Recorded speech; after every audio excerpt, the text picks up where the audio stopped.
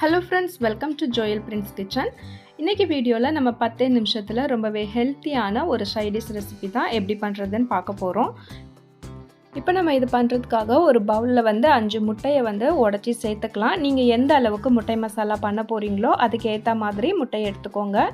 இப்போ இதில் 1 டீஸ்பூன் அளவுக்கு மிளகுத்தூள் சேர்த்துக்கலாம். இது கூடவே ஒரு 1/4 டீஸ்பூன் அளவுக்கு உப்பு சேர்த்துட்டு இதை நம்ம நல்லா அடித்து எடுத்துக்கணும்.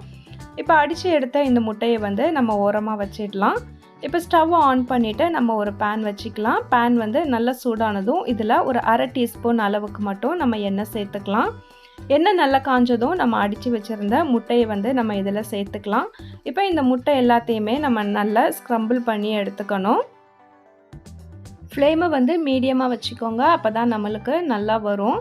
இப்போது இது மாதிரி எல்லா முட்டையுமே இந்த அளவுக்கு நம்ம ஸ்க்ரம்பிள் பண்ணி எடுத்துட்டோம். இது ஆறுனதுக்கு அப்புறமா நீங்கள் கை வச்சு லைட்டாக இன்னும் கூட கொஞ்சம் பொடியாக உதிர்த்து விட்டுக்கோங்க. இப்போ இதை நம்ம ஓரமாக வச்சிடலாம்.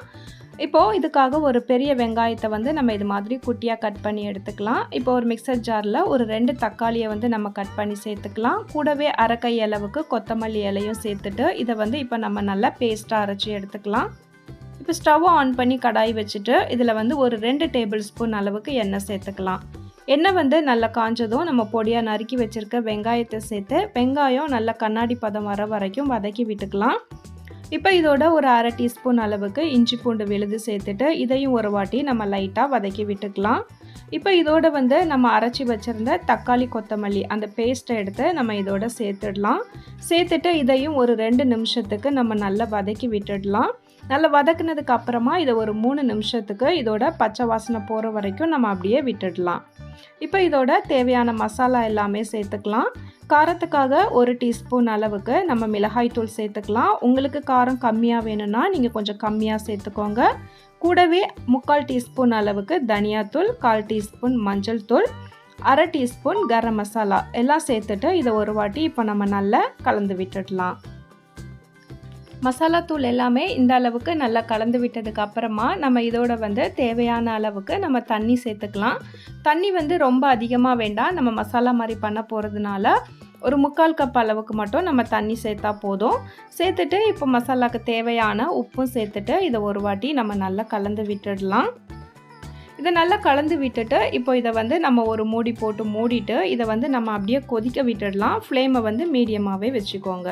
இது நல்லா இந்த மாதிரி கொதித்து வந்ததுக்கு அப்புறமா நம்ம ரெடி பண்ணி வச்சுருந்த அந்த முட்டை எல்லாத்தையுமே எடுத்து நம்ம இதோட சேர்த்துடலாம். முட்டையெல்லாம் நல்லா ஆறுனதுக்கு அப்புறமா நான் கை வச்சு கொஞ்சமாக இது மாதிரி நல்லா உதிர்த்து விட்டுருக்கேன். இப்போது இதையும் நம்ம சேர்த்துட்டு ஒரு வாட்டி நம்ம நல்லா கலந்து விட்டுடலாம். இது மாதிரி நல்லா கலந்து விட்டதுக்கு அப்புறமா நம்ம மறுபடியும் இதை ஒரு மூடி போட்டு மூடிட்டு ஃப்ளேமை ஃபுல்லாக கம்மி பண்ணிவிடுங்க. நல்லா சிம்மில் வச்சுட்டு ஒரு 10 நிமிஷத்துக்கு இதை நம்ம அப்படியே விட்டுடலாம். அப்போ தான் அந்த காரம் எல்லாமே முட்டை உள்ளே இறங்கி டேஸ்ட் ரொம்பவே நல்லாயிருக்கும். இப்போ ஒரு 10 நிமிஷம் ஆயிடுச்சு. நம்ம ஓப்பன் பண்ணிவிட்டு இதை ஒரு வாட்டி நம்ம லைட்டாக கலந்து விட்டுட்டு நல்லா நறுக்குன கொத்தமல்லி இலையை மேலே தூவிட்டு மறுபடியும் ஒரு வாட்டி லைட்டாக கலந்து விட்டுட்டு இறக்கிட்டோன்னா நம்மளோட ரொம்பவே ஹெல்த்தியான ப்ரோட்டீன் அதிகமாக இருக்கிற 10 நிமிஷத்தில் சட்டன் பண்ணக்கூடிய முட்டை மசாலா சூப்பராக ரெடி ஆகிடும்.